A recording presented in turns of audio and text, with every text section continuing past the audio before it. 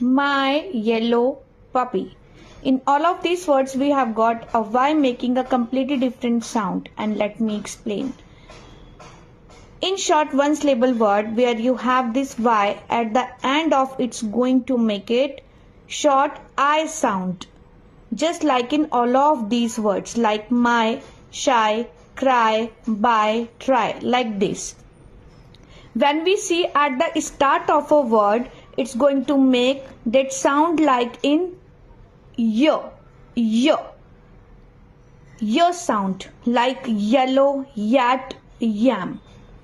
And then when we have it at the end of a two or more syllable words like puppy, happy, sunny, jelly, silly, it's going to make this E sound.